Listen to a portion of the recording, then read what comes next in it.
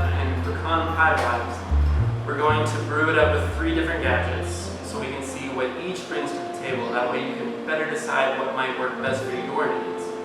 We're going to look at the Chemex, the French press, and the AeroPress. There are many more brewers out there, but the info from this should hopefully help you be prepared to analyze the pros and cons of other brewers you encounter out there in the wild. We're mostly going to focus on comparing and contrasting the methods here. So if you would like to see step-by-step instructions on each of these methods, please take a peek at our brew guides under the Learn More tab on our website, OndaOrigins.com.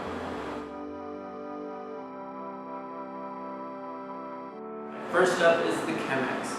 Chemex is an oldie and a goodie. Invented in 1941, the Chemex is as beautiful as it is practical for making coffee in your kitchen. It's absolutely perfect for brewing for 1, 2, or a small gathering. The Chemex is a drip brewer, meaning that gravity, the size of your grind, the dose of coffee, and how you pour the water over the grounds all dictate how quickly, effectively, and tastily your coffee will be extracted. Like the other drip brewers such as a E60 or a Kalita, the Chemex uses a paper filter. The main difference between the Chemex and other drip brewers is that the filter is much thicker. So if you like your coffee to be very clean, meaning that it has a lot of clarity, not a ton of body, then this is a good option for you. This particular Chemex will brew about 4 8-ounce cups of coffee. So if you like brewing a few cups at once, this would be perfect for you. It is highly suggested to also have a gram scale, a burr grinder, and a gooseneck kettle. You can definitely brew without those, but you may have a hard time hitting the sweet spot as far as the balanced flavor goes.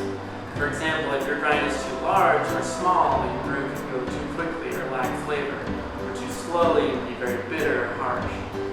Also, probably pretty obvious, while perfectly suited for photo ops in your kitchen, this is not a brew method that lends itself well to travel or trail coffee.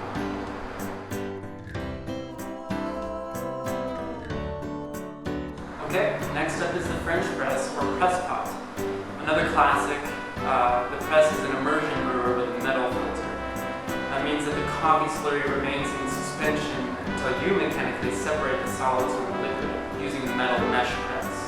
Like the Chemex, the press pot is ideal for making more than 1 cup of coffee at a time. It does come in an array of sizes. Those that have additional layers of filtration will make a cleaner cup, but are typically more expensive. Another reason the press can be somewhat more of an economical choice is that while having a grinder and a gram scale will get you better results, the method itself is less finicky because you're not relying on gravity. You don't need to pour carefully. You don't need to choose how long the coffee is in contact with water. Therefore, you can more easily get away with not using a scale or a burr grinder or gooseneck kettle. But don't tell anyone in the coffee business I'm saying this is sacrilege.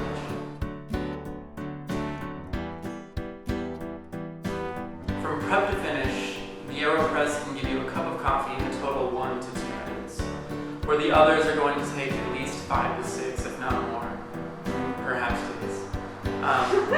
Like the French press, you don't need a lot of additional accessories to use the AeroPress if that's not your thing.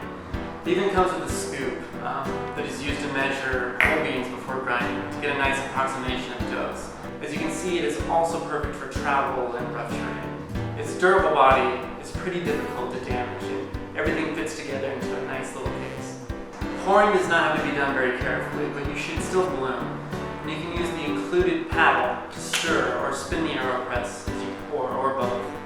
And you can let the coffee steep as long or as short as you like, based on what strength you like your coffee. And then when you're done, you can pour milk into it and put it into the microwave like the inventor does. We call it a latte.